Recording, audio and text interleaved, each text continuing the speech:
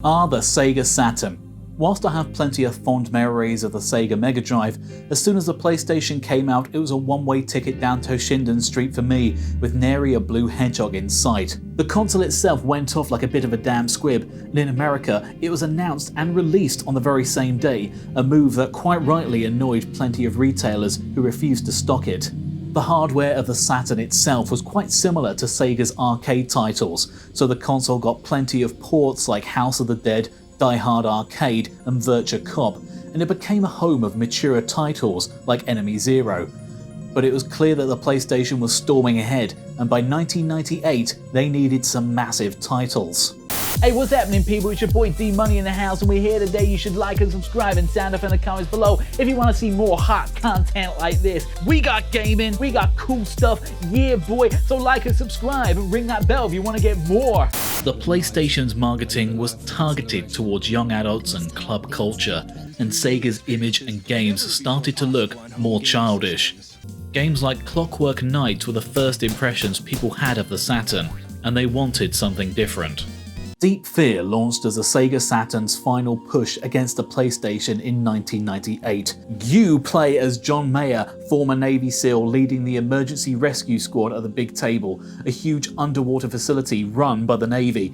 A submarine stops to refuel at the base only to start crashing into things and threatens to launch missiles, and only you, John Mayer, can save the day. With static camera angles, tank controls, and close quarters combat, it certainly looks and plays like a Resident Evil game, but it has a few tricks up its sleeve.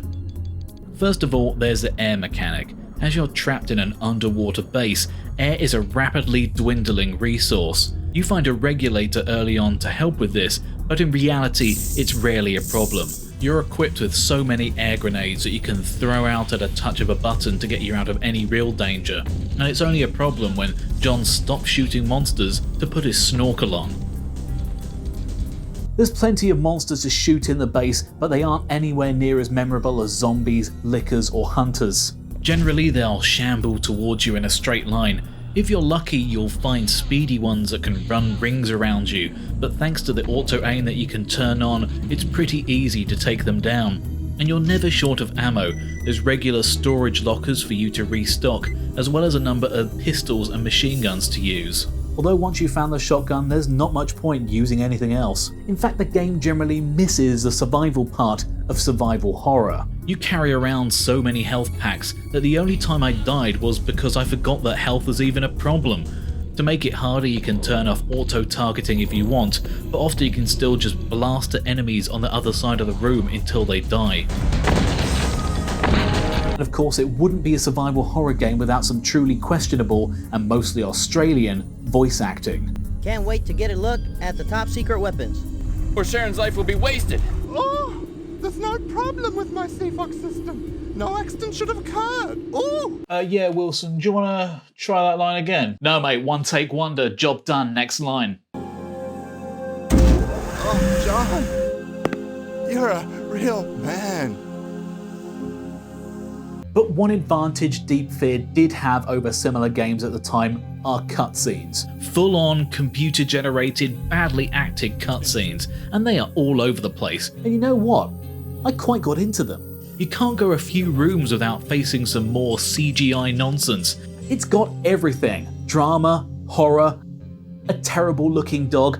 I went from never hearing about this game to finishing it in 48 hours. And those cutscenes were part of the reason I propelled through. The story is also complete nonsense. An astronaut chimp lands back on Earth and might potentially hold the secret for cold sleep hibernation, but Commander Clancy wants to uncover that mystery himself for his own devious needs. Except the chimp also brings back with him a space virus that turns the mammals into monsters, but John's unaffected because he has a cold. All of this actually happens. Hey Chief, you got a cold? The game is also incredibly linear. That sense of bewilderment you get as you're set loose in the Spencer Mansion or the RPD station in Resident Evil isn't quite replicated in the Big Table, but do be prepared to do an awful lot of backtracking. Almost the entire second disc is dedicated to backtracking, At one point they flip all the backgrounds upside down to squeeze more gameplay out of the environments that they have. With all those CGI cutscenes squeezed onto the disc, it's certainly not surprising, but there's no second character or scenario to get a bit more out of the game once you're finished. Today you're certainly not going to find anything dramatically groundbreaking that Sega hid away with Deep Fear. In fact, Sega had written off the Saturn so much in anticipation of the Dreamcast that Deep Fear didn't even come out in America. As releases for the Sega Saturn were thin at the time, it was one of only the 2 reviews in issue 36 of the official Sega Saturn magazine. Having churned out previews and features about the game over the previous 4 months, they must have been incredibly tired when it came to actually doing the review. Scoring a very respectable 86%, their comments were that it's good, but it's no Resident Evil. Despite all its flaws, I really enjoy playing through Deep Fear for the first time. As someone who thought he had had plenty of experience with early survival horror games, it was quite surprising to find one I had never heard of before, and for it to be a fair stab at the crown of Resident Evil. Deep Fear shows the ambition of Sega at the time. It was just prior to the Dreamcast being launched, and they were hungry and ready for a fight. Unfortunately, it was just 3 years later that Sega had shut down their console business and had become a third-party publisher, and we never saw a sequel to Deep Fear.